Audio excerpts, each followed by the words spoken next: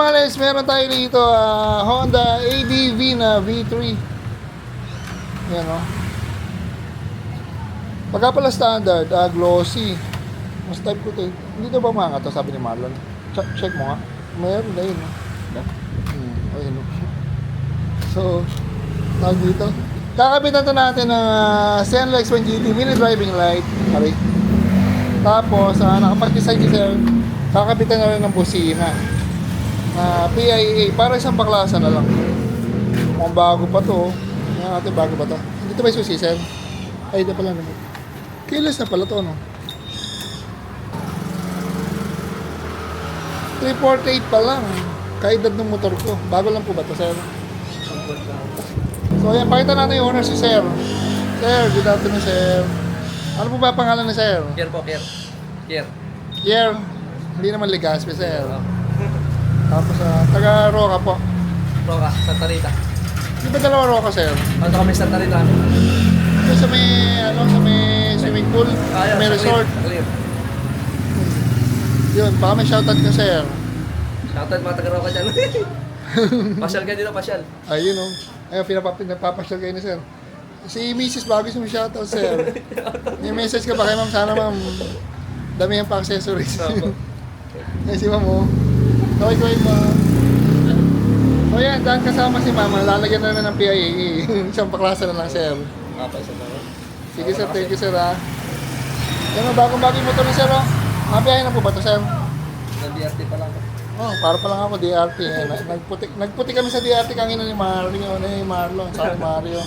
Pato kami motor. Ayan. So, trabaho muna tayo. Gagawa tayo ng harness ng busina.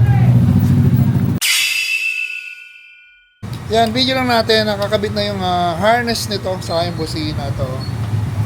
Isang busina nandito, nakabracket niya na stainless. Tapos yung mga terminal na ginamit natin, special terminal. Makapal yung ano yan, yung mga insulator. Tapos dito, naka-relay bracket, ayun o, stainless yan. Minsan pinapowder coat namin. Pero okay lang maski hindi na powder coat. Stainless naman yan, tapos nakatago. Yung switch niyan, ano lang, on-off. On-off lang to, ito. Tapos dito na yung high-low sa 3-way. Pakita natin. Ito, busina. Napaka-solid.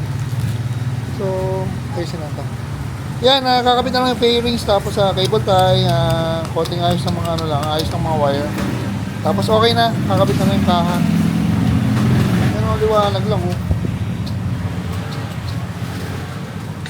Yung X1 GT, yan yung maliwanag natin sa malilig na ilaw. Ayun lang mga pogi. Ano, baka mapatis kayo, dami pang kalan, naghahawak pa eh.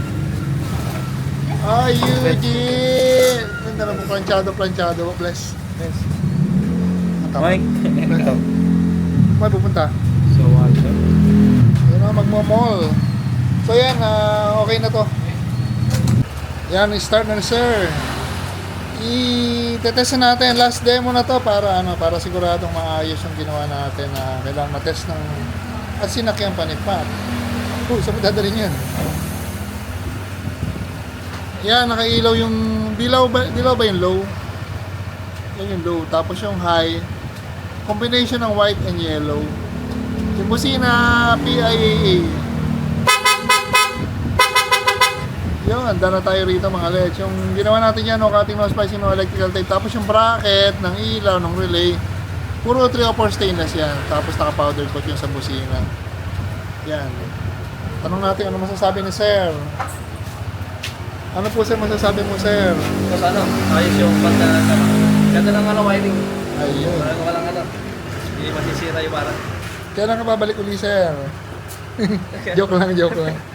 So yan, sinesentro ni Pat. Sir, thank you, sir, ha? Thank you po. Okay, sentro mo na. Picture mo to, kayo.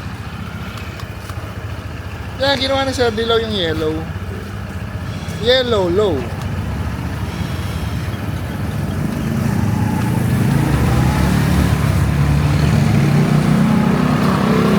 Ayan na pagka naka-zoom, daming insekto.